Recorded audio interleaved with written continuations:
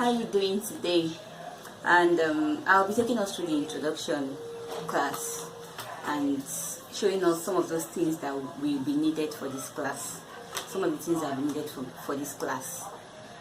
Once again, this is Biochemistry of Artica Clodius, and this is our online class. Thank you for joining us. We hope you're going to enjoy your stay or your class, and I hope to receive feedbacks from you. Thank you. The first thing I'll be introducing you to is your tape rule. Your tape rule. Tape rule can be measured in inches. It has the measurement in inches, these big ones, and in centimeters behind. But in Nigeria, we fashion designers in Nigeria make use of the centimeters, the inches. We make use of the inches. Can you see? So your tape rule is from 0. The tip of your tape rule is from 0 down to 60 inches. From 0 to 60 inches. Now on your tape rule, you can see from here, from this beginning of your tape rule to this point, you have 1 inch, which means from here to here is another 1 inch, making 2 inches. From these 2 inches to here is another 1 inch, making 3 inches. So it means each box of your tape rule is an inch. Each box of your tape rule gives you an inch. So now, if you notice this tape rule, you realize that you have some small lines in between, and then in between those small lines, in the middle of your tape rule, you have a line that is like half, not as small as these other ones. This one that is like half is half of an inch. From here to here is half of an inch. Now let's count from the beginning of my tape rule to this first line. I have 1, 2, 3, 4, 5, 6, 7, and 8. So it means from 0 to 1 on my tape rule has 8 divisions. From 0 to 1 has 8 divisions. So that means you have 1/8, 2/8, 3/8, 4/8, which is the same thing as 4/8, and which is the same thing as your half. Then you have 5/8, 6/8, 7/8, and 8/8, which is 1. Now it means if this is 4/8, which is half, it means in between here and here will give me quarter, which is 2/8, which is 1/4. Did you get that? I'm just trying to make you get how you can divide your tape.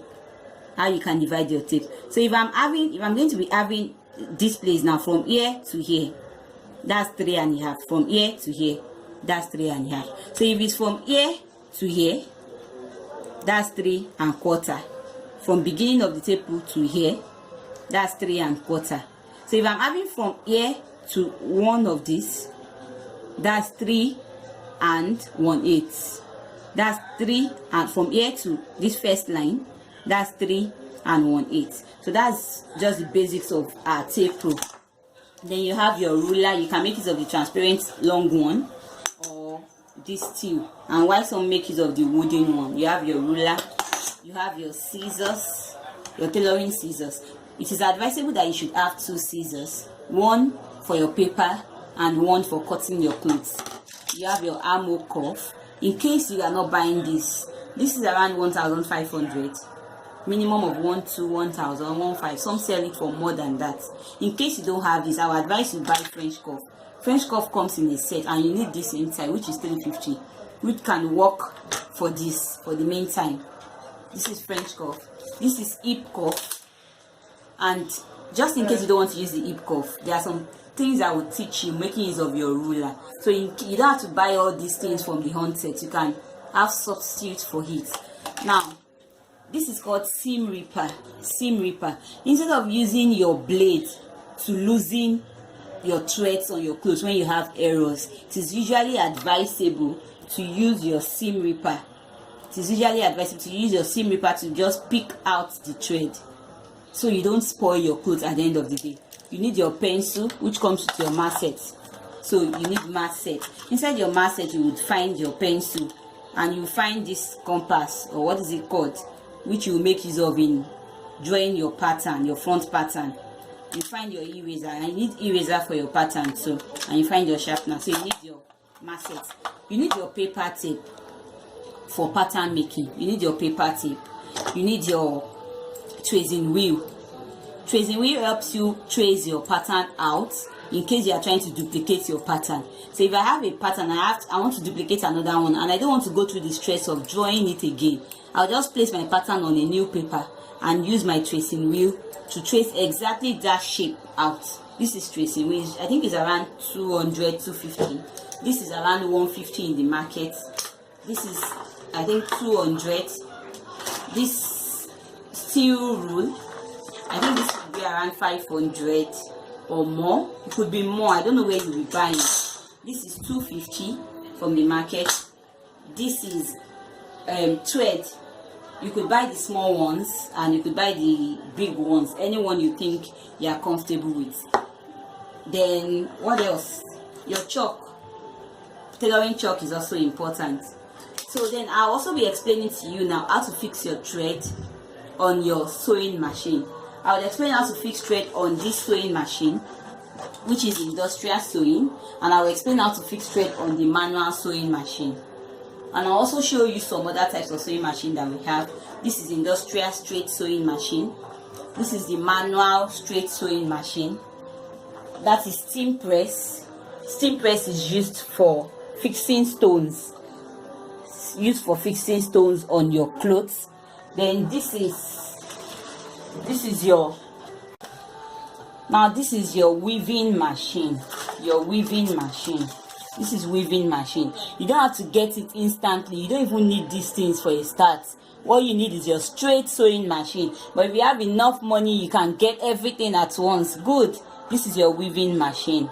Now these are dummies that you can hang your clothes on, just in case. You can hang your clothes on it, just in case. Alright, so let's go to how to fix threads on your machine. Manual sewing machine. This is the manual sewing machine. This is called reeler. This is called reeler. I want to be fixing my reeler now. To fix my reeler, this comes with every machine. This is called shuttle, and shuttle comes with every machine.